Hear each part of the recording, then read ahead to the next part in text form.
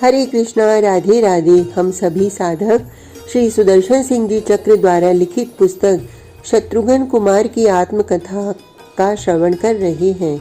आज का प्रसंग है मिथिला का आमंत्रण। तात, पितृचरण मेरी अनुपस्थिति में खिन्न न हो, यह विशेष कर्तव्य यह तुम्हारे ऊपर आ गया है। चलते चलते श्री रघुनाथ ने श्री भरतलाल को यह संदेश दिया था। श्री भरतलाल जी ने मुझसे कहा, कुमार, हम में अपने अग्रज के समान प्रतिभा, दक्षता, औदार्य, प्रजा वत्सलता आदि गुण नहीं है, किंतु उनके श्री चरणों की अनुकंपा हमारे साथ है। उनकी प्राण प्रिय प्रजा उनके अभाव का अनुभव करके किसी लौकिक असुविधा से पीड़ित न हो, यही हमारी आराधना है। हम भाइयों का यह निश्चय कार्य में नहीं आ सका। श्री रघुनाथ के विदा होते ही पितृचरणों में अद्भुत परिवर्तन हो गया। उन्होंने हम दोनों भाइयों को अपने अंक में बैठा लिया और हमारी अलकें उनके अश्रु जल से आर्द्र हो गईं। मेरे कुसुम सुकुमार बालक पितृचरण विवल हो रहे थे। अपनी इस अल्प व्यय में ही ये शांत हुए जाते हैं। प्रजा प्रबंध का मेरा कार्य लेकर कौन सा सुख दिया मैंने इन बच्चों को। अयोध्या में रहकर ही कौन सा विश्राम पाते थे मेरे राम लक्ष्मण। मेरे जीवित रहते ही खेलने, उन्मुक्त विनोद करने का अवसर नहीं मिला उन्हें। तुम दोनों अब इस प्रपंच में मत पड़ो। अब हम दोनों भाइयों को पितृचरण कोई प्रजा सेवा या अपनी सेवा का कार्य करने की अनुमति देते ही नहीं थे। सखाओं के साथ खेलो, अश्व क्रीड़ा, आखेट, जल क्रीड़ा अथवा अन्य जो विनोद तुम्हें प्रिय लगे। मेरे जीवित रहते तुम दोनों तो पिता का सुख प्राप्त कर लो। अब तो क्रीड़ा विनोद की तुम्हारी अवस्था है। हमें सचमुच अपना समय सखाओं के साथ क्रीड़ा में व्यतीत करना चाहिए। श्री भरतलाल जी ने पितृचरणों के चित्त की स्थिति का शीघ्र अनुमान कर लिया। यदि हम भरपूर प्रसन्न नहीं दिखेंगे, यदि हम गंभीर बनेंगे या प्रजा पालन में योग देने का अधिक आग्रह करेंगे, तो पितृचरणों को श्री रघुनाथ की स्मृति अत्यधिक आएगी और वे अधिक खिन्न होंगे। जन्म गंभीर, चिंतनशील मेरे वे पूज्य अग्रज कितने महान हैं वे। उन्होंने अपने को सर्वथा परिवर्तित कर लिया। वे क्रीड़ा प्रिय बन गए। अब वे बार बार पितृचरणों को अपनी चंचलता तथा विनोद से प्रसन्न करने की चेष्टा करते थे। जिसके स्वभाव में चापल्य नहीं, खेल कूद में जिसका शैशव में भी अत्यंत अनाकर्षण रहा, वह अपने को चपल बना ले, क्रीड़ा प्रिय बना ले। सुभद्र यही आदर्श था जिसे अवलंबन करके श्री रघुनाथ के वनवास के 14 वर्ष मैंने व्यतीत कर पाए। श्री चक्रवर्ती महाराज में भी अद्भुत परिवर्तन हो गया। श्री रघुनाथ जिस प्रजा को प्राणाधिक मानते थे, उस प्रजा की शुश्रूषा में अब पितृचरण अपने को खपा देना चाहते थे। हम चारों भाई बालक थे। किसी भी ग्रह में हमारा पहुंच जाना कोई विशेष बात नहीं थी, किंतु अब तो अयोध्यानाथ स्वयं प्रजा के ग्रहों में चाहे जब उपस्थित हो जाते। किसी के घर साधारण समारोह भी हो तो चक्रवर्ती महाराज उपस्थित। जो प्रजा के कार्य अमात्यादि कर दिया करते थे, उन्हें अब स्वयं महाराज ने प्रारंभ कर दिया। अयोध्या का सिंहासन देहाभिमानी, स्वार्थ पर प्रजापेक्षकों से कभी अपवित्र नहीं हुआ। अवध का सिंहासन प्रजा के शासक ही नहीं, प्रेम पे पिता के विराजमान होने का स्थान रहा है। किंतु श्री चक्रवर्ती महाराज ने तो अब अपनी तत्परता, औदार्य एवं श्रमशीलता में समस्त उत्तमोत्तम परंपराओं को अतिक्रम कर लिया था। यह सब था सुभद्र। सब समारोह, सब कार्यकलाप जैसे का वैसा ही था, किंतु जैसे सब निष्प्राण।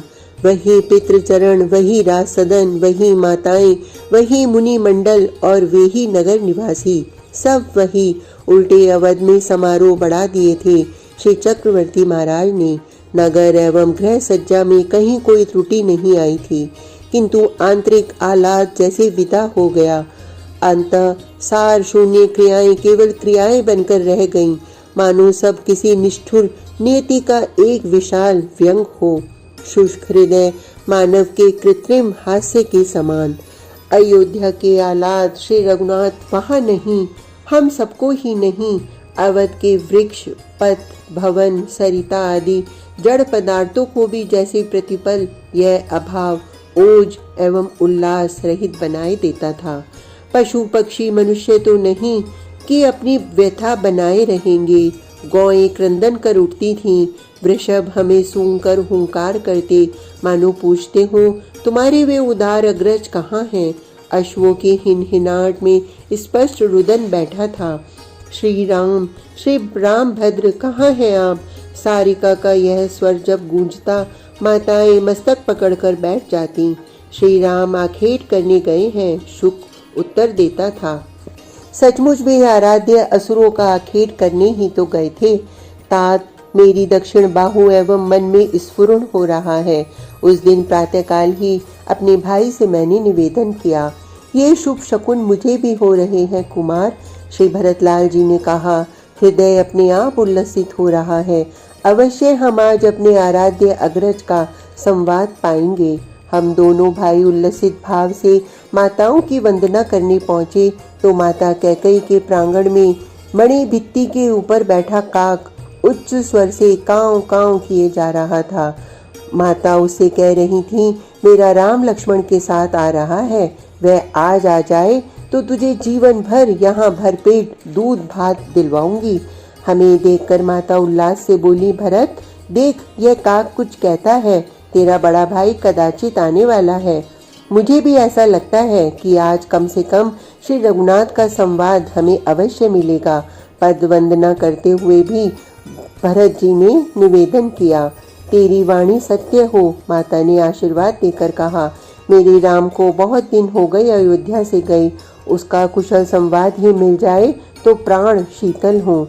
उस दिन अयोध्या में सर्वत्र शुभ शकुन हो रहे थे। सभी के चित्त अकस्मात उल्लसित हो उठे। हम राज सदन से निकले तो स्वर्ण वर्णा धेनु अपने बछड़े को दुग्धपान कराती सन्मुख ही मिली। हम दोनों भाई सखाओं के साथ अश्व क्रीड़ा करने चले गए। हमने प्रातःकाल कृत्य संध्या वंदना आदि करके प्रातराश कर लिया था और श्री चक्रवर्ती महाराज ने हमें आज्ञा दे दी थी मित्रों के साथ क्रीड़ा करने की। मध्याह्न नहीं हुआ था, सहसा एक मित्र अश्व दौड़ाता आया और उसने कहा, राजकुमार सुना है महाराजा धीराज के समीप कहीं से कोई चर आया है, श्री रघुनाथ का संवाद लेकर कोई पत्र लाया है। वह श्री रघुनाथ का पत्र आया है। हमारी क्रीड़ा तत्काल समाप्त हो गई। पूरे मित्र मंडल के अश्वों ने उस संवाद देने वाले के अश्व को घेर लिया। कहाँ से पत्र आया है, कहाँ है श्री रघुनाथ? वे श्री लक्ष्मण लाल के साथ सकुशल तो हैं? एक साथ प्राय सबने पूछा।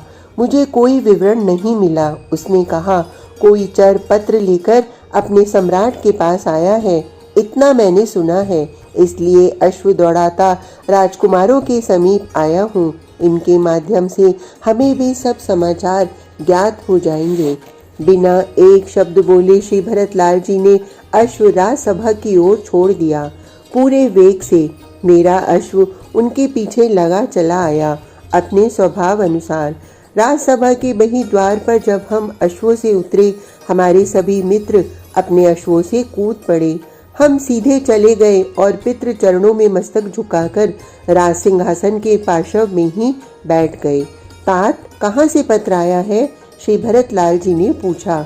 हमारे प्राणाधिक प्रिय दोनों भाई किस देश में हैं? वे सकुशल तो हैं?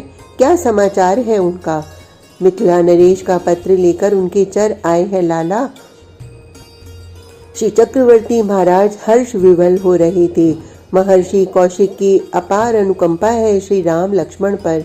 स्वयं महाराज ने वह पत्र हमें पढ़कर सुनाया और वह पत्र सुभद्र श्री रघुनाथ त्रिभुवन नाथ हैं, रघुकुल भूषण हैं, किंतु निखिल भूमंडल के शूर मानियों के मध्य उन्होंने जो अकल्पित गौरव प्राप्त किया था, मिथिला की स्वयंवर सभा में जो अयोध्या के शौर्य की विजय वैजयंती फहराई थी, हर्ष उल्लास आनंदातिरेक के मारे हमारे कंठ से स्वर ही कई क्षण नहीं निकल सका। तात श्री भरत जी ने मिथिला के चरों की ओर सस ने देखा और उनके कर अपने दुष्प्राप्य रत्नहार को निकालने उठे। चरों ने हाथ जोड़कर मस्तक झुका दिया था, किंतु पितृचरण ने सस्ने हमें रोका। वत्स, ये कहते हैं कि हम दाता हैं, ग्रहीता बनने को हम उद्यत नहीं। इनका ग्रहीता बनकर अयोध्या गौरवान्वित ही हुई है। जैसे चारों ओर आह्लाद का अपार वारिधि उमड़ रहा था और हम सब उसमें उन्मज्जित निमज्जित हो रहे थे। सुभद्र उस समय कोई साधारण बात भी कहता था तो उसमें असाधारण कवित्व प्रतीत होता था। संपूर्ण वातावरण रसमय हो उठा था। जीवन सरस काव्य बन गया था। यद्यपि कविता की आपने उस समय तक झांकी नहीं पाई थी। देवी श्रुतकीर्ति ने तनिक स्मित पूर्वक अपने आराध्य की ओर देखा। हमें यह भी पता नहीं था कि कविता देवी मिथिला में हमारी प्रतीक्षा कर रही हैं। शत्रुघ्न कुमार के वदन पर भी आज की इस खिन्नता में प्रथम बार तनिक प्रसन्नता की झलक दृष्टि पड़ी। सुभद्र ने मस्तक झुका लिया था। ये दंपति अपने आराध्य हैं, उसके जननी जनक के समान हैं। इनके परस्पर विनोद में वह अपने को ऐसे तटस्थ किए बैठा रहा जैसे उसने कुछ सुना ही न हो। तात शत्रुघ्न कुमार पुनः मूल प्रसंग पर आ गए। पितृचरण ने हमें संबोधित किया। श्री मिथिला नरेश ने हमें आमंत्रित किया है। रामभद्र की बारात सज्जित करनी है और बारात की शोभा तो युवक ही है। तुम अपने समस्त मित्रों को मेरी ओर से आमंत्रित करो। उन सबके लिए राजकीय अश्वशाला से श्याम कर्ण अश्व सज्जित करा लो और उनकी सुविधा की समस्त व्यवस्था करो। कुल गुरु महर्षि ने आज्ञा दी है कि कल प्रातः बारात प्रस्थान करेगी। हम दोनों भाइयों ने अनुमति ली और राजसभा से उठे। मित्रों का पूरा समुदाय हमारे पीछे ही राजसभा में से आ गया था। समस्त सखा एक साथ उठे। राजसभा से बाहर हम दोनों को उन्होंने घेर लिया। श्री रघुनाथ सबके अपने हैं, उनके विवाह का निमंत्रण हम दें इसकी अपेक्षा कहाँ किसे थी। सबको लेकर हम दोनों अश्वशाला में आए और 2 घड़ी भी नहीं लगी। संपूर्ण मित्रों ने अपने अपने उपयुक्त अश्व चुन लिए। सबके सब श्याम कर्ण अश्व। सब को पृथक होना था अब, क्योंकि सबको आज ही बारात में प्रयाग की ओर प्रस्तुति करना था। अपने अपने अश्वों को सजाना था। हम दोनों भाई पूरा दिन व्यस्त रहे। रात्रि के भी प्रथम प्रहर तक माताओं ने अनेक प्रकार की शिक्षाएं दी मिथिला में व्यवहार करने के संबंध में, और श्री रघुनाथ तथा लक्ष्मण लाल जी के लिए भी कुछ संदेश दिए। हमारे लिए कब क्या आवश्यक होगा यह सब माता सुमित्रा साथ जाने वाले सेवकों को समझाती नहीं। उन्होंने अपनी देख रेख में ही मिथिला जाने वाली प्राय सब सामग्री सज्जित कराई। बारात के साथ कितने सेवक जाएंगे, कौन कौन रुकेंगे, कौन कौन जाएंगे, यह सब व्यवस्था माता सुमित्रा को ही करनी थी। सहस्त्र सेवक जाने थे, किंतु उन्होंने यह निर्णय तो अपराह्न से पूर्व ही कर दिया था। सेवकों को स्वयं सज्जित होने के लिए पर्याप्त समय मिला था।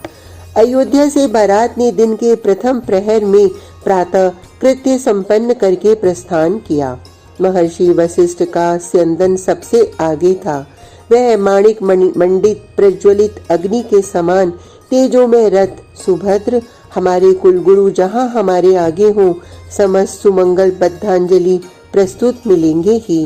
कुलगुरु के साथ विप्र वृंद मुनि मंडल चल रहा था अपने स्यंदनों में, और उनके पीछे श्री चक्रवर्ती महाराज हीरक पुंज मंडित शशि किरण समुज्जल राजरथ था। राजरथ का साथ शतशः रथ चल रहे थे, सामंत अमात्य एवं वृद्ध सम्मान्य जनों के। हमारा युवक समुदाय अश्वों पर आरूढ़ था। सब अश्व रथों के भी अश्व श्याम कर्ण थे, और आज की उनकी सज्जा। हमारे समूह के पीछे मदच्युत ऐरावत कुलोत्पन्न गजेंद्रों के आरोही आ रहे थे, और उनके पीछे, किंतु बारात का वर्णन अशक्य है।